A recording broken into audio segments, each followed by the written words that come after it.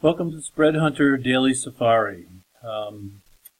Spread Hunter is built for traders who know exactly what they want, and we don't give you anything that you don't need.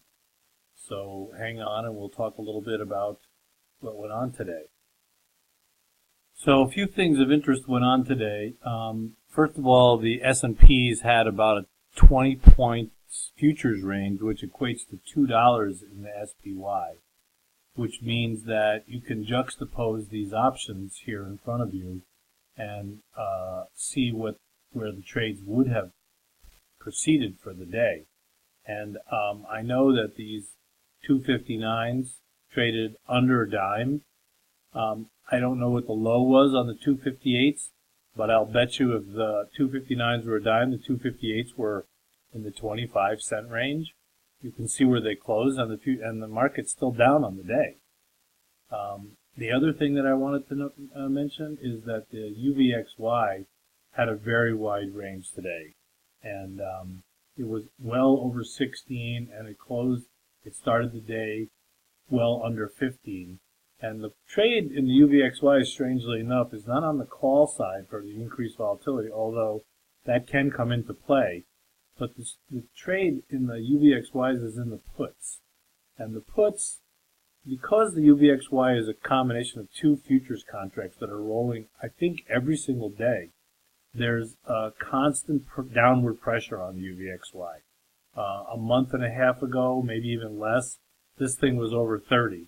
Now it's rallied to get up to 15.5, and it's on its way back to probably single digits, where it's been more than once this year, maybe 2 or 3 times. And what happens is when they crush it down like that, they end up reverse splitting it and getting it back to 30, 35 or something like that. So it's got tremendous range in the puts. These 16 puts, I think, started the day under 40 cents. I know they traded higher and closed around 88 cents. So there's a good two-way trade in these options. In terms of the spreads, go over here to the SPY. You can see that I'm just going to widen this out a little bit. The 7/8 spread, which we got now because tomorrow is expiration, we got it at 83 cents. But I'm willing to bet that it was closer to this price here or even lower at the lows of the day today, because the S&P traded all the way down to low 57 range, and it rallied, as I said, strongly in the middle of the day and ended up closing down on the day but well off of its lows.